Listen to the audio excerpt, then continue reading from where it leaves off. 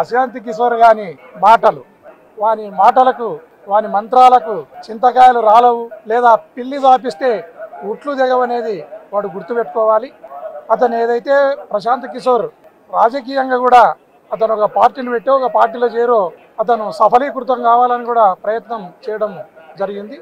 శకునం పలికిన బల్లి కుడితిలో పడినట్టు వాడు ఎక్కడ కూడా సక్సెస్ కాలేదనేది రాష్ట్ర ప్రజలందరూ కూడా గుర్తు చేసుకోవాలి.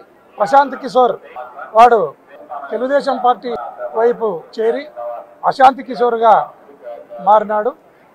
అతని మాటలను నమ్మి తెలుగుదేశం పార్టీలో చాలామంది ₹1 రూపాయన్నర బెట్టు కాయటం జరుగుతూ ఉంది.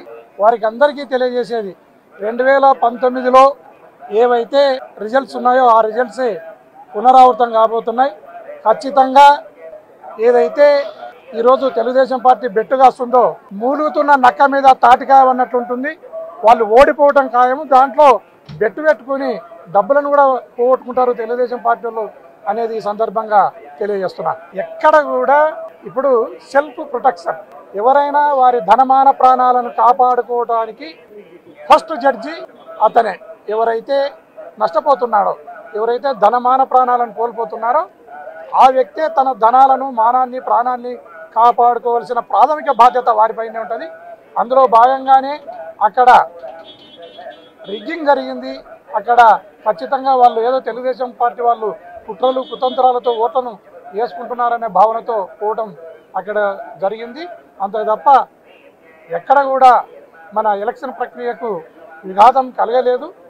కలిగిన దగ్గర మనం ఖచ్చితంగా రీపోల్ను కూడా అడగటం జరిగింది. చేతనైతే వాళ్ళు రీపోల్కు కూడా వాళ్ళు కూడా తెలుగుదేశం పార్టీ వాళ్ళు కూడా యాక్సెప్ట్ చేయాలని ఈ సందర్భంగా కోరుతున్నాను. అదే కాకుండా ఏదైతే జగన్మోహన్ రెడ్డి గారు లండన్కు పోయే ముందు అసెంబ్లీలో 151కి పైన 22కు మించి పార్లమెంటులో వస్తామని చెప్పడం జరిగింది.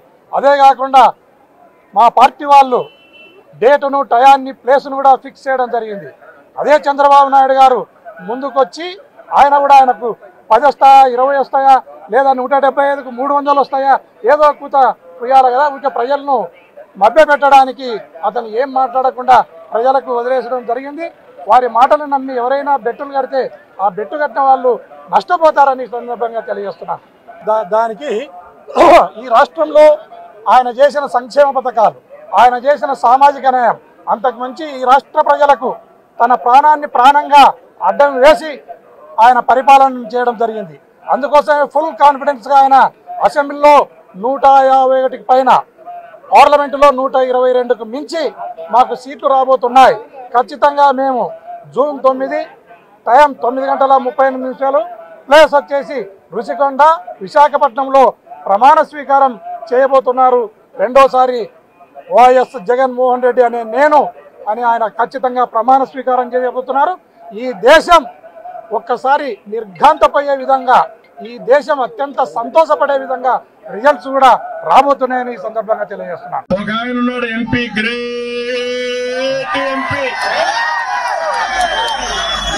ఆయన చూస్తే నాకైతే భయం వేస్తా ఉంది. ఎప్పుడు బట్టలు పేసుడు వీడికి వస్తాడో నాకైతే తెలియదు. ఏమో ఆడబిడ్డలు ఉన్నారు ఇక్కడే.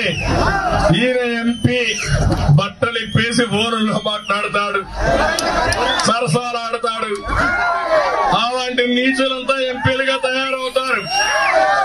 ఏం చెప్పాలి? మీకు బాధ అనిపించలేదా? సిగ్గు అనిపించలేదా? మీకు బాధ అనిపించలేదా? మీకు ఇక్కడికి వస్తాడు, ఇక్కడికి వచ్చి బెదిరిస్తాడు, తుపాకీ చూపించి, ఏళ్ళతోనే తుపాకీ చూపించి ఏమనుకుంటున్నారు? నా ప్రభుత్వం నీ కథ తేల్చేస్తానంటాడు. ఏం చేస్తావా నువ్వు? నీ కథ